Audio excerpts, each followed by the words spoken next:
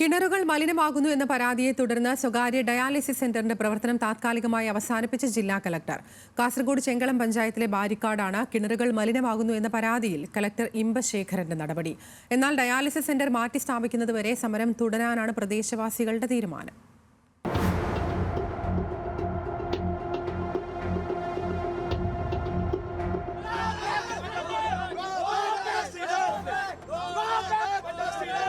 ചെങ്കളം പഞ്ചായത്തിലെ ബാരിക്കാട് ഒന്നിലേറെ കിണറുകളിൽ വെള്ളത്തിന് രുചിമാറ്റം ശ്രദ്ധയിൽപ്പെട്ടതിനെ തുടർന്ന് നടത്തിയ പരിശോധനയിലാണ് രാസമാലിന്യത്തിന്റെ അംശം കണ്ടെത്തിയത്.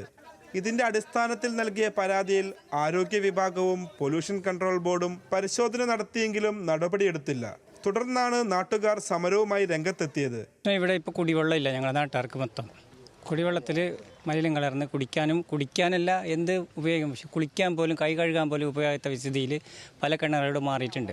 1.5 വർഷം മുൻപാണ് അഭയം ഡയാലിസിസ് സെന്റർ പ്രവർത്തനം ആരംഭിച്ചത്. 84 രോഗികൾക്കാണ് കേന്ദ്രത്തിൽ സൗജന്യമായി ഡയാലിസിസ് നൽകുന്നത്.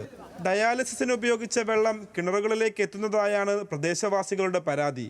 നാട്ടുകാരുടെ പ്രതിഷേധത്തിന് പിന്നാലെ സ്ഥലം സന്ദർശിച്ച കളക്ടർ സെന്റർ താൽക്കാലികമായി അടച്ചിടാൻ നിർദ്ദേശവും നൽകി. റിപ്പോർട്ട്സുകൾ പരിശോധിച്ചപ്പോൾ അതിൽ കോളിഫോംസ് ഉണ്ട് എന്നാണ് നമ്മൾ ബോധ്യപ്പെട്ടത്. അപ്പോൾ ഇത് ഇവരുടെ പ്രശ്നം കൊണ്ടാണോ എന്ന് നമ്മൾ പരിശോധിക്കേണ്ടതുണ്ട്. അപ്പോൾ നമ്മൾ ടെമ്പററി ആയിട്ട് ഇവരുടെ പ്രവർത്തനം നമ്മൾ നിലനിർത്തുന്നുണ്ട്. ഇവർ ഒരു ദിവസം ഒരു 30-40 രോഗികൾക്കാണ് ഇത് ചെയ്യുന്നതെന്ന് ഇവർ പറയുന്നുണ്ട്. അപ്പോൾ അവർക്കെല്ലാം നമുക്ക് DMO വഴി വിവിധ ഡയാലിസിസ് ചെയ്യുന്ന കേന്ദ്രങ്ങളിൽ നമുക്ക് ഇവരെ എത്തിപ്പിക്കാം. അത് കുഴപ്പമില്ല.